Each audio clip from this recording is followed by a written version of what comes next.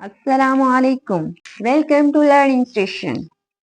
My dear friends, कभी आपके साथ ऐसा हुआ है कि आप कोई पोइम या स्टोरी पढ़ रहे हो और आपको लग रहा हो कि पढ़ने में तो ये बहुत सिंपल सी स्टोरी है, सिंपल से कैरेक्टर हैं, लेकिन शायद राइटर इसकी आड़ में कोई गहरा मैसेज देना चाह रहा है। अगर ऐसा हुआ हो तो यही है माय डियर फ्रेंड्स एलिग्री। इसकी डेफिनेशन कुछ इस तरह है: An allegory is a story, poem, or picture that can be interpreted to reveal a hidden meaning, typically a moral or political one. मतलब कि एलिगरी दरअसल एक पीस ऑफ राइटिंग है जो कहानी या पोइम की सूरत में होती है। इसमें मुख्तलिफ किरदारों, इवेंट्स और सेटिंग्स के जरिए स्टोरी बयान की जाती है। कहानी के दो पहलू होते हैं, एक तो सरफेस लेवल पे, यानी जाहिर तौर पर जो कहानी दिख रही है वही होती है, जबकि इसके साथ ही साथ इस कहानी का एक हिडन मीनिंग भी होता है, यानी कि सिंबॉलिक पहलू भी होता है। इसकी मिसाल आप इस तरह समझ लें, जैसे अंधेरे कमरे में लैंप जल रहा है जो दूसरों को रोशनी दे रहा है, जबकि इसका अपना ऑयल आहिस्ता आहिस्ता खत्म हो रहा है। जाहिरी तौर पर तो ये एक मादी चीज है जो इस्तेमाल हो रही है और हर चीज इस्तेमाल के साथ आहिस्ता आहिस्ता खत्म हो ही जाती है।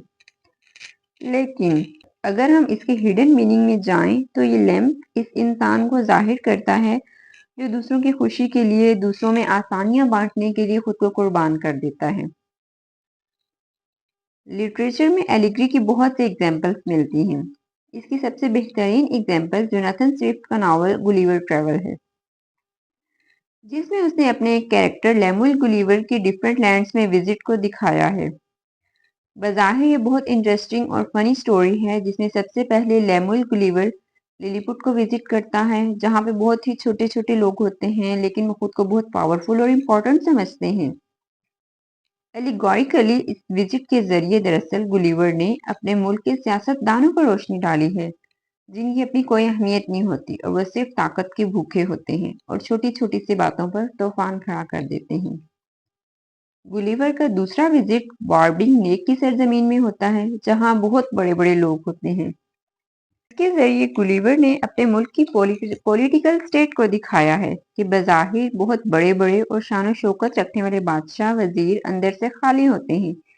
इनकी कोई मोरल वैल्यूज नहीं है, बल्कि वो करप्ट और बहुत बुज़दिल लोग हैं। गुलिवर का तीसरा विजिट लपूटा में होता है, जहां बहुत बड़े बड़े साइंटिस्ट और मैथमेटिशियंस रहते हैं, और चौथा विजिट हिनानिम्स की तरफ होता है, जो कि बहुत समझदार घोड़े होते हैं।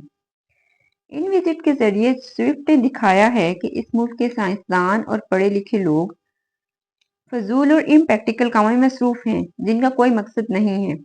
चौथे विजिट के जरिए स्विफ्ट दिखाता है कि इंसान, जो कि अशरफुल मखलूकात है, जब अपनी औकात से गिरता है तो इस हद तक गिर जाता है कि जानवरों से भी बदतर हो जाता है।